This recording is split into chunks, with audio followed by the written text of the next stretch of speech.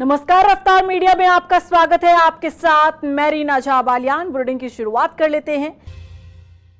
UK SSSC paper leak मामले में आखिरकार धामी सरकार ने धरने पर बैठे बेरोजगार युवाओं की मांग को पूरा कर दिया है।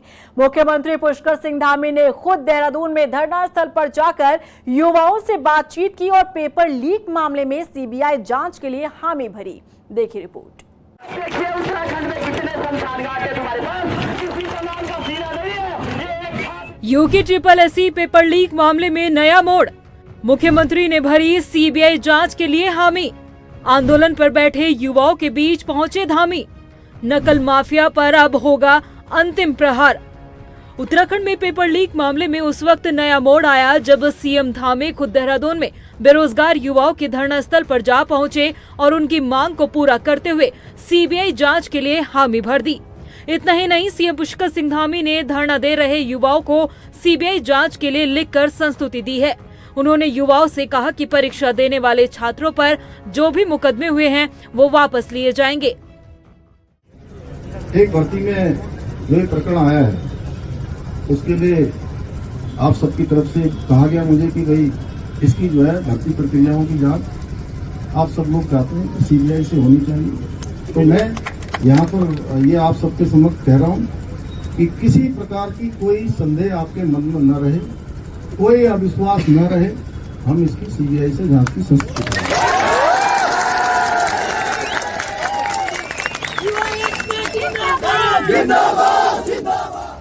मुख्यमंत्री पुष्कर सिंह धामी के अचानक बेरोजगार युवाओं के धरना स्थल पर पहुंचने का अंदाजा शायद किसी को भी नहीं होगा। उनके इस दौरे की ना तो किसी को भनक थी और ना ही कोई प्लान। बिना किसी सुरक्षा और फोर्स के बिल्कुल निडर होकर CM पुष्कर सिंह धामी आंदोलन पर बैठे युवाओं के बीच पहुंचे और उनसे उनकी मांगों को लेकर बातचीत करने लगे। बेरोजगार युवाओं के धरना स्थल पर जाने से पहले CM धामी ने इसकी जानकारी किसी को नहीं दी। यहाँ तक उनके करीबी अधिकारियों को भी इस बारे में भनक नहीं मिली। बताते हैं कि बेरोजगारों के आंदोलन से CM पुष्कर सिंह धामी इतने परेशान थे, उन्होंने अधिकारियों को 2 दिन पहले ही ये ताकीद कर दी थी कि अगर मसले का हल जल्द ही नहीं निकला तो वो नवरात्रि का व्रत नहीं तोड़ेंगे। जब अधिकारियों की लाख कोशिश के बाद भी बेरोजगार युवा अपने आंदोलन से टस से मस नहीं हुए तो आखिरकार सोमवार को मुख्यमंत्री विधानसभा से निकले तो CM आवास के लिए, लेकिन अचानक उन्होंने अपना काफिला धरना स्थल की ओर मोड़ने का आदेश दे दिया। यहां तक देहरादून के जिलाधिकारी और SSP को भी CM के काफिले की धरना स्थल की ओर निकलने की बात कुछ देर बाद ही पता चल पाई। आनन फानन में अधिकारियों ने धरना स्थल की ओर दौड़ लगा दी। उधर धरने पर बैठे युवाओं की सिर्फ एक मांग थी कि पेपर लीक प्रकरण में CBI जांच होनी चाहिए और अपनी इस मांग को लेकर युवा पिछले 8 दिनों से धरने पर बैठे हुए थे। इससे पहले उन्हें मनाने के लिए देहरादून के DM और SSP खुद गए थे, लेकिन बेरंग लौटना पड़ा था। CM धामी के धरना स्थल पर पहुंचने के बाद छात्र भी एक बारगी हैरान रह गए। मुख्यमंत्री ने युवाओं के बीच खड़े होकर पेपर लीक प्रकरण की CBI जांच के जरिए कराने का ऐलान कर हर शंका और आशंका पर विराम लगा दिया। इसके साथ ही CM ने युवाओं पर लगाए गए मुकदमों को वापस लेने का भी ऐलान कर दिया। हमने उनके समक्ष 4 मांगे रखी थी, जिसमें हम ये चाहते थे कि इस प्रदेश में परीक्षाओं की CBI जांच हो, जिसकी संस्तुति आज उन्होंने यहीं पर सारे युवाओं के समक्ष उन्होंने उसकी संस्तुति दे दी है। और दूसरी जो हमने मांग रखी थी वो ये थी कि संयुक्त स्नातक स्तरीय परीक्षा जो 21 सितंबर को आयोजित हुई थी, जिसके 3 पन्ने बाहर थे, वो मुख्यमंत्री जी ने ये कहा है, ये उन्होंने जो है आश्वासन दिया है कि 15 दिन में ये परीक्षा भी जो है अगर इसमें निकलते हैं सारी चीज़ें, परीक्षा भी निरस्त की जाती है। लेकिन अभी उससे पहले जो है मुख्यमंत्री के से बात करते ही उनसे पहले जो है हम जो न्यायाधीश बनाए हैं इसमें ध्यानी जी, उनके समक्ष हम गए थे, हमने सारे सबूत रखे और वहाँ पर इनके जो नकल रोधी कानून के क्लॉज हैं वो हमने वहाँ पर समझाए। तो इससे स्पष्ट है कि ये परीक्षा भी यहाँ पर निरस्त होने वाली है। अब ऐसे में सबसे पहला सवाल यही उठता है कि क्या CBI जांच होने से नकल माफिया पर सख्त कार्रवाई होगी? क्या CBI जांच से युवाओं को न्याय मिल पाएगा?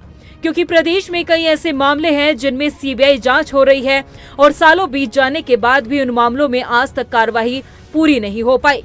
तो क्या CBI जांच का इंतजार युवाओं को भारी तो नहीं पड़ेगा? खैर ये तो वक्त ही बताएगा कि सीबीआई जांच की मांग युवाओं के लिए वरदान होगी या सिर्फ खाना पूर्ति।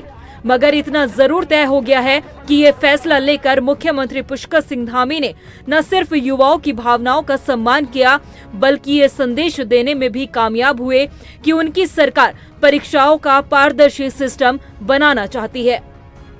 रफ्तार मीडिया के लिए देहरादून से ब्यूरो रिपोर्ट।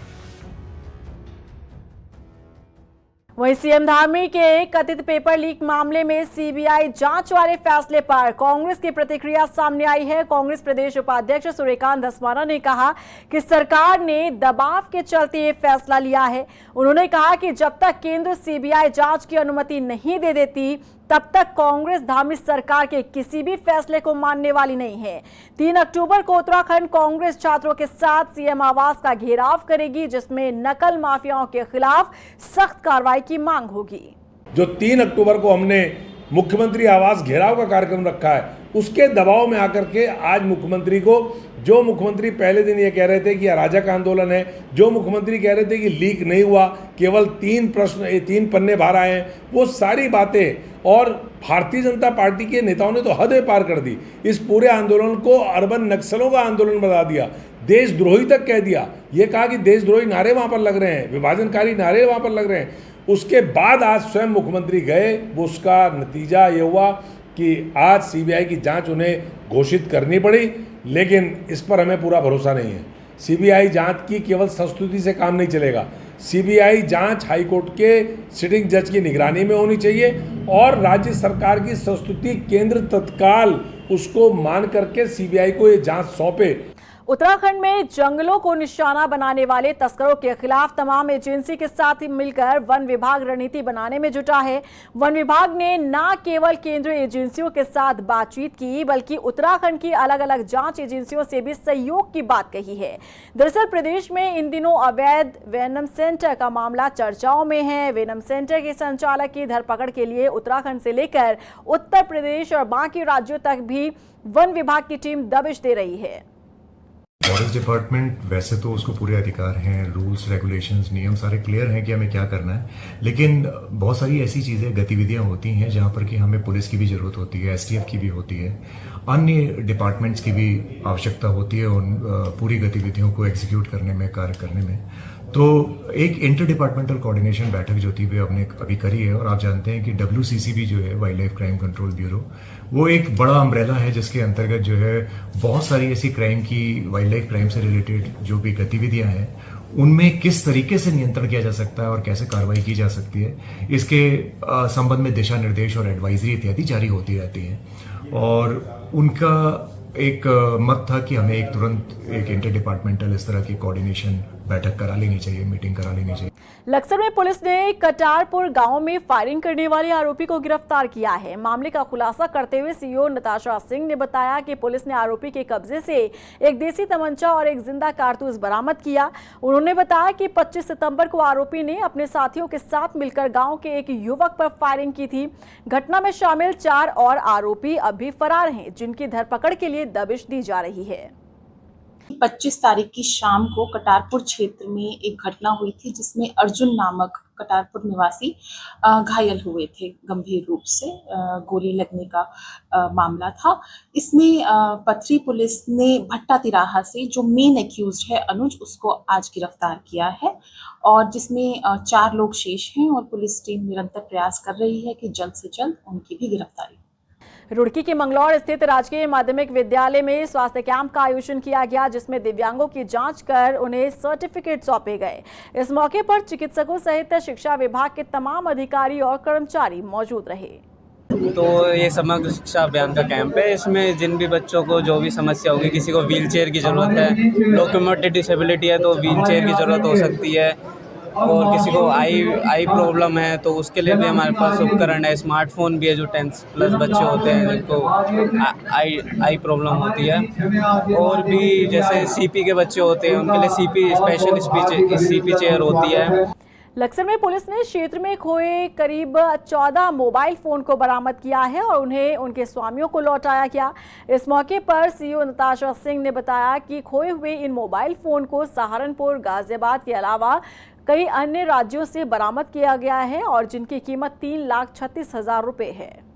ये काफी समय से जिन लोगों के फोन खोए हुए थे, कोतवाली लक्सर की जो टीम थी वो लगी हुई थी फोनों की बरामदगी के लिए, जिसमें CIR पोर्टल का यूज करते हुए फोनों को ट्रेस किया गया और समय समय पे विभिन्न जगहों से ये फोन बरामद किए गए। दूर दराज गाजियाबाद, सहारनपुर तक से फोन लाए गए और लोगों को सुपुर्द किए गए। कुल 14 फोन हैं जिनकी कुल कीमत 3,36,000 रुपए है। और इसी के साथ फिलहाल इस बुलेटिन में बस इतना ही, लेकिन चलते चलते एक नजर डालते हैं इस वक्त की हेडलाइंस पर।